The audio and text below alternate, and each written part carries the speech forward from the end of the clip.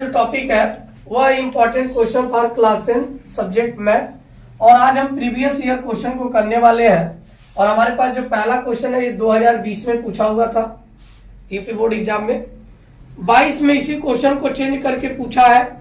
22 में क्या किया, बिंदु P 2-3 और Q 10 y है के बीच की दूरी 10 मात्रक है तो y का मान ज्ञात कीजिए। यानी क्वेश्चन को क्या किया, चेंज कर दिया, ना तो डाटा चेंज किया ना कुछ, बस लिखने के तरीके को यहाँ पे y का मान पहले ज्ञात करने को पूछा था और 2022 में जब पूछा तो बिंदु को पहले देखे, दूरी को पहले देखे, बाद में पूछा y का मान क्या होगा। तो ऐसे स्थिति में जब सॉल्व करोगे बेटा तो सॉल्व करने का पैटर्न जो है, तो सबसे पहले गिवन क्या है, हमारे पास दो निर्देशांक बिंदु है, एक है P 2, -3 और दूसरा क्या है Q 10, y और इनके बीच की दूरी PQ बराबर दिया बेटा 10 मात्रक। PQ बराबर दिया है 10 मात्रक। कोई डाउट? No sir. अब PQ की दूरी निकालने के लिए हमने फार्मूला पढ़ा है कि भुजों का अंतर यानी x2 - x1 का वर्ग कर लें प्लस कोटियों का अंतर यानी y2 - y1 का वर्ग, यही हमारा 10 के बराबर है। बातें समझ में आ रही हैं? अब x1 और x2 y1 y2 क्या है, यहाँ पे P को हम x1 इसको y1 इसको x2 इसको y2 दोनों को मेजर कर लेंगे। फार्मूला जब यहाँ पे रखेंगे तो अंडर रूट में x2 - x1, तो x2 की वैल्यू क्या है बेटा हमारे पास 10 है और x1 की वैल्यू 2 है, तो 10 - 2 का होल स्क्वायर प्लस y2 की वैल्यू क्या है y और y1 की वैल्यू -3, तो माइनस बराबर किसके हो जाएगा 10। कोई डाउट यहाँ पे? अंडर रूट यदि हटाना चाहे बेटा तो हटा सकते हैं। क्या करने के बाद, दोनों पक्षों का वर्ग करने पर। क्या करना, दोनों पक्षों का वर्ग करने पर क्या मिलेगा, 10 - 2 का मतलब 8 माइनस कर लें तो 8 का स्क्वायर प्लस y + 3 का whole square is equal to 10 का स्क्वायर, क्योंकि अंडर रूट दोनों क्या हो जाएगा, कैंसिल आउट हो जाएगा। तो अंडर रूट जब कैंसिल आउट होगा तो ये वैल्यू हमारी मिल गई इसके बराबर 10 स्क्वायर के। क्या मिलेगा, 8 8 जा 64 और a + b का होल स्क्वायर हमने पढ़ा है कि a² + b² + 2ab। अब इसी पे इसको हम विस्तार कर लेंगे, एक्सपेंडेड फॉर्म में लिखेंगे तो y² + 3² + 2ab is equal to 10 का स्क्वायर 100। कोई डाउट यहाँ तक? अब हमने क्या किया बेटा, 64 और 3 3 जा क्या होगा 9। 64 में यदि 9 हम ऐड कर लें तो 73 हो जाएगा। क्या हो जाएगा 73, यानी लिख सकते हैं y² + 3 2 जा 6y + 73 इज इक्वल टू 100 को हम इधर ट्रांसफर कर सकते हैं और 100 इधर लाएंगे तो y² + 6y + 73 - 100 होगा इक्वल टू 0। अब 100 में से बेटा क्या करें, 73 को माइनस करना, तो 100 - 73 क्या हो जाएगा 27, लेकिन यहाँ माइनस आएगा। क्यों आएगा माइनस, क्योंकि 100 बड़ा है इक्वल टू 0 और बड़े अंक के सामने जो साइन होता है वही साइन हम यूज करते हैं। कोई डाउट यहाँ तक? अब क्या करो बेटा, अब इसका गुणनखंड कर लो, क्योंकि ये पावर के रूप में है, स्क्वायर के रूप में है, तो इसके एटलीस्ट 2 फैक्टर मिल जाएंगे। तो y² है, इसका कोफिशिएंट 1 है, यानी 1 का 27 में गुणा करें तो 27 ही होगा। अब 27 का ऐसा 2 प्रोडक्ट वैल्यू है कि जिनका मल्टीप्लाई कर दे तो 27 हो जाए, लेकिन माइनस कर दे तो क्या हो जाए 6। तो क्या आ रहा है 9 3 जा 27 और 9 में से 3 जाएगा, क्या बचेगा बेटा 6। तो मिल गया कि नहीं मिल गया? तो यानी हम लिख सकते हैं y² + 6 की जगह क्या लिख सकते हैं 9 - 3 × y -27 इक्वल टू 0। कोई डाउट यहाँ तक? अब हमने कुछ नहीं किया बेटा, बस y² ब्रैकेट के अंदर y से मल्टीप्लाई कर लिया। कोई कंफ्यूजन? No sir. यहाँ से क्या कॉमन हो रहा है y + 9, यहाँ से क्या कॉमन होगा -3, क्योंकि y होगा यहाँ 3 3 जा 3 9 जा 27, तो यहाँ पे माइनस कॉमन जब किए तो क्या हो जाएगा और ये भी क्या हो जाएगा प्लस, इसलिए दोनों हो गया प्लस इक्वल टू। अब दोनों में क्या कॉमन होगा y + 9, इसको हमने बाहर ले लिया।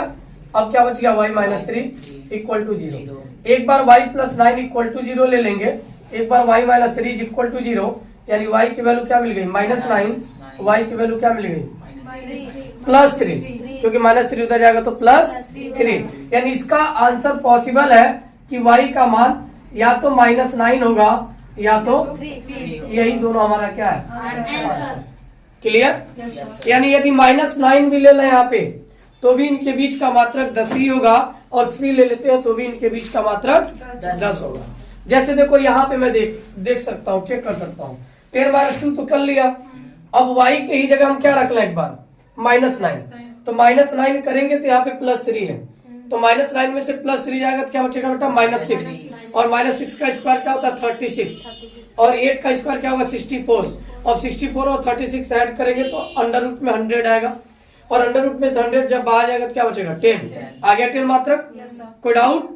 अब +3 रख के देख लो, +3 रखोगे तो 3 और 3 6, फिर 6 का स्क्वायर बन गया 36, और ये 64 ऐड कर लिया 100 बाहर आया तो 10, यानी हमारा आंसर क्या है, सही है। तो हम चेक द आंसर भी कर सकते हैं कि यदि वही वैल्यू जो हमने पाया वो वैल्यू यहाँ पे लेकर रख देंगे तो वो 10 के इक्वल होगा, अगर इक्वल नहीं है तो हमारा आंसर गलत है, इक्वल है तो हमारा आंसर सही है। कोई डाउट इसमें, कोई कंफ्यूजन, तो नोट कर लीजिए, बेहद इंपॉर्टेंट प्रश्न है आपके बोर्ड एग्जाम के लिए, और तय है 2020 और 22 में पूछा है बेटा, तो 24 में भी ये प्रश्न पूछेगा, 23 में भी पूछा है लेकिन डाटा चेंज किया है, तो इसमें आपके 24 में पूछेगा तो डाटा चेंज कर देगा, कभी y के जगह यानी y की वैल्यू दे देगा, x को पूछ लेगा, दूरी दे देगा, सेम पैटर्न उसके लिए भी होगा, जैसे हम यहाँ y को एक्सपेंड किया वैसे ही यहाँ x के फॉर्म में एक्सपेंड करेंगे। कोई डाउट कर लेंगे आप लोग, किसी भी तरीके से क्वेश्चन आए तो नोट कर लीजिए। क्वेश्चन की यदि हम बात करें बेटा, कह रहा बिंदु A के निर्देशांक ज्ञात कीजिए जहां AB एक वृत्त का व्यास है, यानी एक वृत्त दिया हुआ है और इस वृत्त का व्यास यदि AB हम मान लें, या A हो या B हो, जिसका केंद्र 2, -3 है, केंद्र यही होगा मध्य बिंदु, भाई व्यास का मध्य बिंदु हो तो वृत्त का केंद्र होगा, और व्यास जो होती है वृत्त की सबसे लंबी जीवा होती है, तो इसका मध्य बिंदु जो है यही हमारा केंद्र है, C मान लें, और ये दिया 2, -3, और B के निर्देशांक दिया हुआ, B का निर्देशांक क्या दिया हुआ है 1, 4। तो और ये प्रश्न बेटा NCERT एक्सरसाइज का क्वेश्चन है, 2019 और 2022 की यूपी बोर्ड परीक्षा में ये आ चुका है, यानी ये प्रश्न बेहद इंपॉर्टेंट है आपके लिए, और पूछ रहा है कि A का निर्देशांक क्या होगा। ठीक है, सबसे पहले सॉल्व करते वक्त मुख्य बिंदु पे यदि बात करें क्या दिया है, ये यदि हम ध्यान दें तो वृत्त का केंद्र दिया हुआ है, मान लेते हैं C है, जो कितना दिया हुआ है 2, -3, और B का भी निर्देशांक बिंदु दिया है कितना 1, 4। तो कह रहा है A का निर्देशांक बिंदु यदि मान लो x, y है तो यही का इसी का मान क्या होगा, यानी पुनः मान लिया, पुनः माना A का निर्देशांक x, y है, और क्वेश्चन मार्क कर लिए, यानी हमको x, y की वैल्यू ज्ञात। अब एक चीज ध्यान दो, वृत्त के व्यास का केंद्र, वृत्त के व्यास का मध्य बिंदु, वृत्त के व्यास का मध्य बिंदु वृत्त का क्या होता है केंद्र कहलाता है, यानी व्यास का मध्य बिंदु ही वृत्त का क्या होता है केंद्र होता है। और जब इसका केंद्र होता है तो मध्य बिंदु के लिए हमने फार्मूला पढ़ा है कि यदि हमको मध्य बिंदु x, y निकालना है तो हमने फार्मूला पढ़ा है x1 + x2/2, कॉमा कर लेंगे y1 + y2/2, मध्य बिंदु के लिए यही फार्मूला पड़े है ना। अब ध्यान दो बेटा, इसको हमने मान लिया x, y है, ठीक। अब यहाँ पे मान लें कि ये x1 है, ये y1 है, और ये x2 है, ये y2, और ये हमारा x, y है जो बिंदु A है, यानी मध्य बिंदु जो है सॉरी C है। क्लियर। अब C के जगह क्या लिख सकते हो आप 2, -3। क्लियर।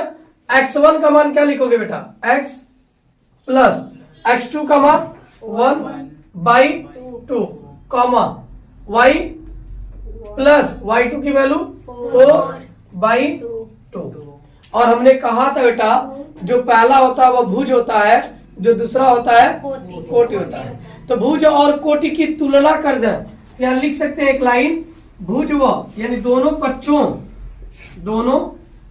पक्षों में भुज व कोटि की तुलना करने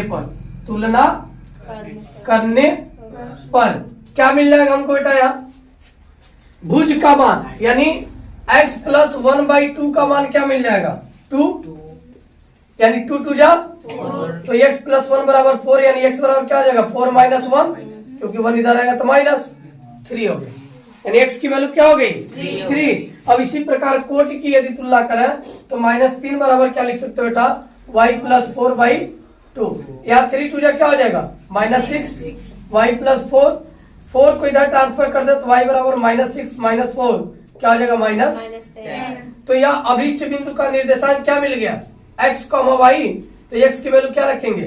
3 और y की वैल्यू माइनस, यही हमारा क्या हो गया? कोई डाउट? तो ऐसे ही व्यास दे देने से ये पता चल गया था कि जो सेंटर यानी C है वह उस रेखा का मध्य बिंदु है, क्योंकि वृत्त का व्यास जो होता है यानी वृत्त का केंद्र जो होता है वो व्यास के आधे यानी उसका मध्य बिंदु के बराबर होता है, यानी व्यास के मध्य बिंदु के क्या होता है? बराबर। कोई डाउट यहाँ तक? कर लोगे इस क्वेश्चन को? नोट कर